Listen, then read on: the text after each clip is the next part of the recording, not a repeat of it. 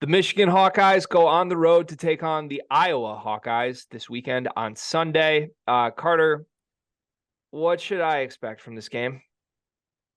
The over. I can't believe I didn't rattle you with the Iowa hat at You all. did a little bit, but I just decided to keep my train of thought. You persevered through that really nicely. Yeah. Yeah, I'm excited to see what the line will be set at. We're recording this a couple days early, so Ken Pom has 165 projected points in this game, 85-80 being the final score. Yeah, two good offenses. I can't give Michigan's offense the great word right now, and two horrible defenses. Iowa's defense is actually ranked worse on Ken Pom than Michigan's is, which is baffling to me. I didn't know that was possible for a Big Ten team. So, yeah, could be a lot of points scored in this one. I don't know who has the best player on the floor in this game. Is it Michigan? Who's coaching? For Michigan, Yeah, nobody. nobody. Just vibes. Yeah, nobody. Okay, nobody. The Michigan has the best player on the floor. Who has the best coach? It's nobody. Iowa. It's nobody versus Fran McCaffrey. Iowa. Fran does. Did you have to think about that one at all, though? I did, but I shouldn't have had to because it's Fran at home. He's comfortable. Okay. It's the McCaffrey basement. We know this. So I've talked about this for about a year.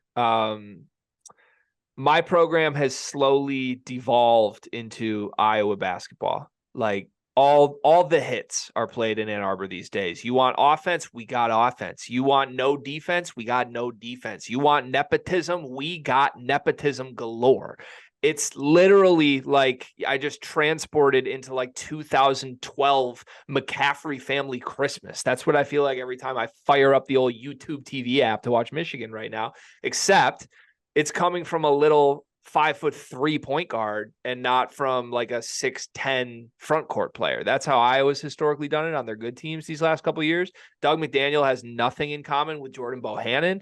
In fact, it's just like if Doug was ever in a bar setting and needed to get into an altercation, it would not end the way Jordan Bohannon's did. I feel very confident in that.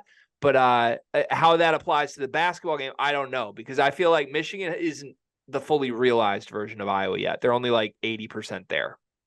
Yeah, I'm interested to see what side is like, what's the give in this side? Because I don't think that there is a player on Iowa that can check Doug McDaniel. What Doug McDaniel are we going to get? After the game he had against Indiana, I would bank on getting a bounce back game from Doug. What does that look like? Who knows? But I think it is going to be a bounce back game. With the current makeup of Michigan's front court, who is going to check Ben? If he played well last game, we're going to call him Crikey. Who's gonna check him? Is it going to be Olivier? Is Terrace minutes going to be reduced because of his play, and Will Cheddar's going to be thrown into the fold? I really don't know what is going to come of this game, truly, and I feel bad because we're doing this preview, and I want to have a better feel on what's going to happen on this game, but I really think that it's just going to be two teams tipping off, and we're going to get some chaos.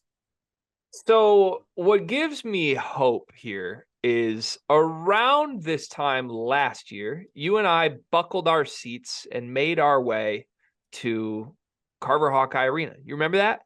I do. Do you remember the exact day that we did this? It was a Sunday. It was Sunday, December 11th. That's essentially right where we are right now, right? We are one day in the calendar behind you and my trip to Iowa last season. And what a trip it was. I mean, we had a great time. We saw Lincoln, then we saw Iowa City. Got a real good feel for what Iowa basketball was at that point last season. If you'll also remember, Cart, the team that Iowa was hosting that night was a Wisconsin Badger team that did not make the NCAA tournament, that quite frankly was a pretty bad basketball team. And what we were treated to was a Wisconsin overtime victory in Carver Hawkeye Arena. I've never been able to shake that. Now, Chris Murray was notably not playing that game. You know what's notable for this game? Chris Murray will notably be not playing. So I like Michigan's chances because my whole thing with Iowa has been this team doesn't have the high-end talent that good Fran teams have had, right? They don't have an NBA guy on the roster. So if Peyton Sandfort is supposed to be the best player on this team, Michigan is a better basketball team, even in their horrible state right now, than Iowa is. Michigan needs to play their A game, though. Like, if Michigan waltzes in with their C game for the 6th consecutive game, they're going to get blitzed. But if they play their A game, I don't see why they can't win this game. They need to get their swagger back a little bit. They have been a shell of that team that played at Madison Square Garden in the first couple games of the season. Now, granted, those first couple of games of the season were against lesser competition, but swag's forever. The bounce you have to your step is forever. Obviously, losing kind of dampers that step a little bit, but like, you got to play with a certain amount of a gusto in my eyes. Like, I think that Michigan needs to come into this game with the confidence that this is a gettable game and a winnable game, and actually go out there and do it. And am I scared of playing an Iowa team at Carver Hawkeye? Of course I am. You're a Michigan fan. I'm a Michigan State fan. We know what happens with those rims and those teams. Like, they are able to shoot the living hell out of the ball no matter what. Peyton Sandfort might hit 9 threes in this game. Who really knows? But for some reason, I just got a feeling that Michigan is going to play with like a little bit more juice. And it's going to start with Doug playing well. And I feel like it's going to be enough. Are you saying what I think you're saying right now? Gregory, I think that Doug McDaniel shirt needs to be put on. Oh, that's not what I was wondering if you're saying. I don't have an expectation that's ever going to be put on at this point. I'm really sad After this Iowa game, that shirt's going to be put on, and we're going to have a Chug McDaniel. I mean, the good news is that I made sure that the Doug shirt doesn't have a block M on it anywhere, so that it has staying power even years from now when he's doing this for Jerome Tang. But what I'm wondering if you're saying, Cart, you're saying Michigan's going to show up, pivotal moment, right? They're just kind of due for a good game, and Doug's going to play well, and yeah. You're saying what I think you're saying. Are you saying they're going to want this one a little more? Is that what we're saying? Michigan just needs to kind of want this one? Not want it necessarily, but I forgot that bid is going to stay for the rest of the year. I just think they're going to, like, don't they just come into this game like, come on, like, let's win a game. It's Iowa. They're not that good. Like, does that ever come? Like, I know, like, maybe they need to look at themselves and be like, we're not that good, but also, can't they just be like, that's who you're scared of? Tony Perkins and 2 Sanfords? That's striking fear of God in us? And Ben Kroenke? Like, come on. Like, go win the damn game. Ben's good. Name the 5 best players in this game. Ben Kroenke with Terrace Reed guarding him is 1. Ben Kroenke with Will Shetter guarding him is 2. I would go Doug McDaniel 3. I would go Olivier Kahn with 4. And I would go Peyton Sandfort when he's left wide open 5. All right, so we got a Doug and we got Olivier in there. Yeah, I mean, isn't that kind of the story of Michigan's whole season, though? It's like they'll go as far as those two take them. And Doug and Olivier have been alternating great games. Like, we got great Olivier in Michigan's most recent loss to Indiana. We got horrible Doug. We got great Doug in Michigan's second most recent loss to Oregon, and we got horrible Olivier. I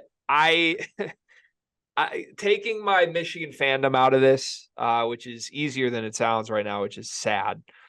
I do not think anyone should expect Michigan to win any game on their schedule right now. That's just what it is. I think this team is broken.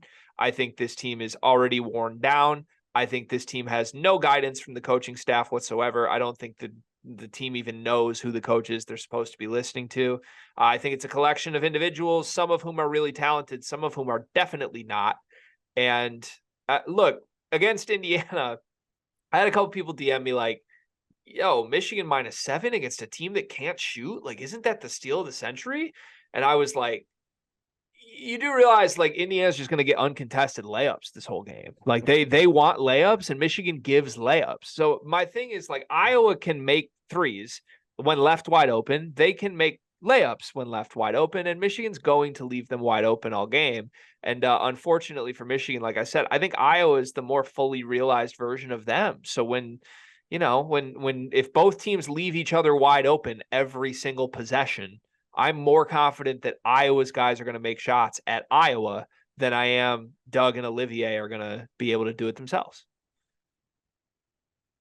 It's something about the combination of a short point guard that can go and a tall, light skinned power forward that I can't shake.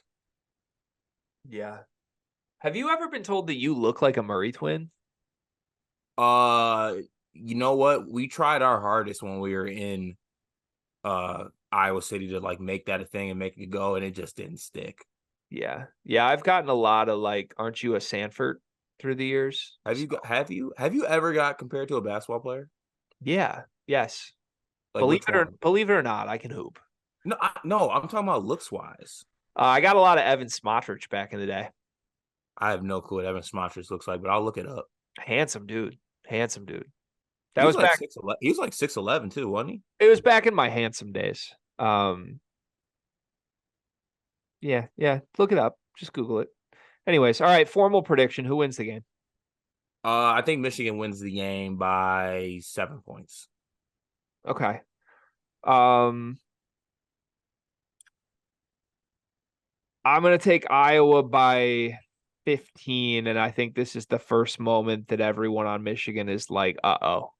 Not that they shouldn't already be at uh-oh, but I think this is like the wheels are falling off moment. And I think shortly after this game, we get some sort of formal announcement that either Juwan Howard is stepping away for his health or Juwan Howard is back as the full-time head coach. One of the two.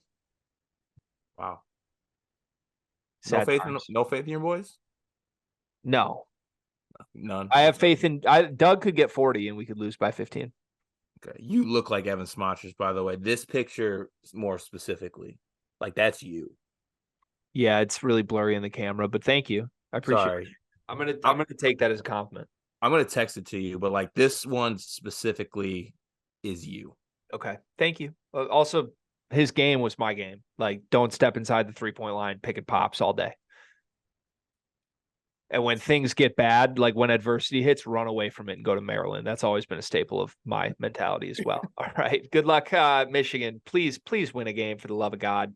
But if you lose, at least it's Iowa. I still like Iowa. All right. Bye.